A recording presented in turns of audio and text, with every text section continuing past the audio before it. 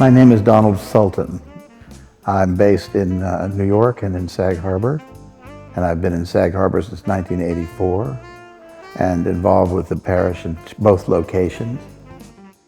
I went to the site and looked at the collection, and then when I looked at artists I was interested in, I would look at the works you had. I was also looking for artists that the other people might not have picked. And I was surprised at who they didn't pick, because, for example, Keith is a really big presence in the Hamptons, and a great character and a wonderful artist. And of course, having Roy having works of his here, I thought, well, somebody would have put him in there, but they didn't. So I thought, well, that's great. And then I thought the Birchfield was one of the major pictures I've seen, in any museum, but to have it.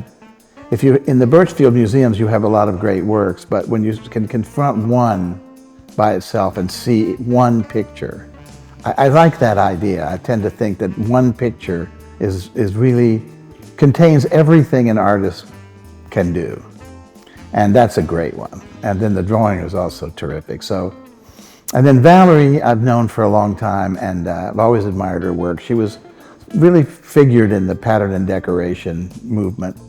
And I thought, I'd never seen her work here in the museum. Maybe it had been shown here, but I hadn't seen it.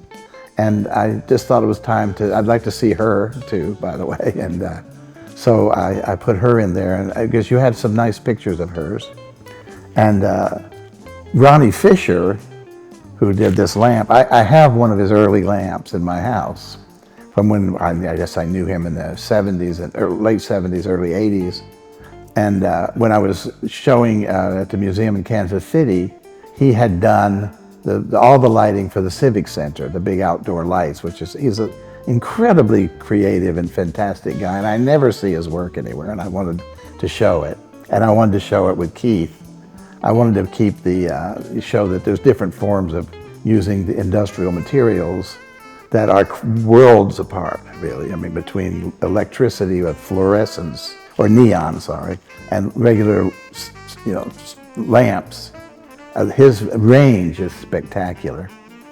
So I wanted to pick work that was physical and also so pointedly what they were, that any one moment, any picture or anything that they had in here sort of says it all that you have. And then I thought I would include 4 pictures from different times of my work, and which people hadn't seen before, because there's a number of pictures I have here in the museum, which they've seen pretty much a lot, and I thought, well, I'll show some of the ones that haven't been shown. The black flower button here came out of these pictures I'd made that were floral, and I shifted it over to making them industrial, like a button, plastic. So I achieved this way of making these highly polished surfaces that were totally unnatural. And the center buttons, the center of the flowers go back to early 80s when I did the Morning Glories, and I did dominoes. And I mean, I've used that image, the circles of oranges and so on, for a long time. And this one was the oranges in a pot was a kind of a blending of the disasters and the florals, because I showed them all at the same time. And this was one of the last disaster pictures and floral pictures in a pot that I'd made. And I decided, hardly anybody's seen it because I haven't shown it in New York. So I thought it'd be good to see. And it goes with the ideas like, say, Roy's brush strokes, which are really just what they are, just like they're pictures of brush strokes, and these are pictures of disasters and pictures of florals and things like that. And while this has a certain amount of weight, I've always tried to make my paintings very heavy, almost sculpture at the same time, but visual sculpture, not coming off the edge, off the front of the canvas with impastos or things like that. It's just the idea that they're heavy and they're sculpture and they're visually sculpture. And that to combine it with this big neon picture. I actually, when I picked it, I didn't realize it was so big. And also it has the semicircle on the bottom. So that was really great. And Dan Rizzi I've known forever. He's been out here since he came out here just after I did, and he's been doing a lot of interesting work, and he was very active in the museum, and I thought he should be represented. And I guess that's pretty much everything that's in here, is what it is. I just thought it's nice to have,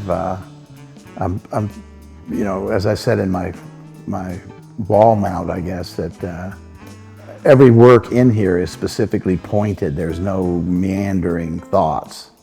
Every thought is very specific and it's very clear.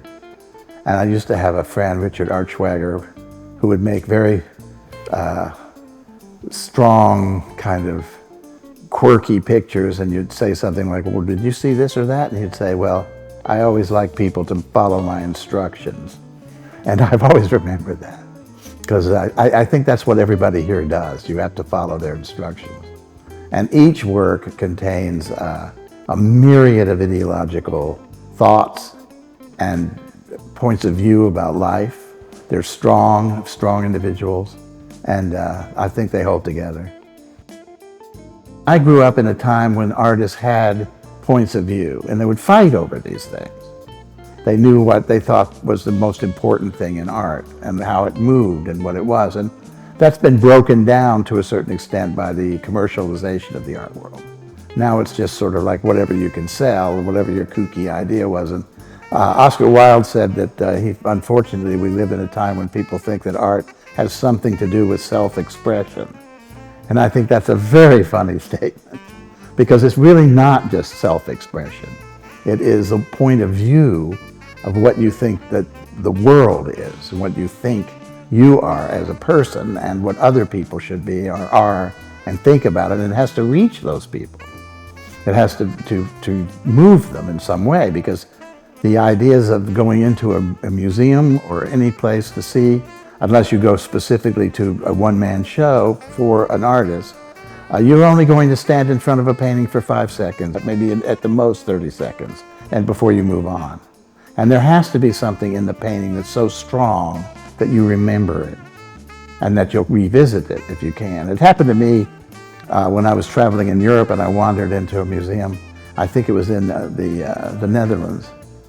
And I went into a room of Rousseau, Henri Rousseau, and I was 18, and I was just totally blown away by it.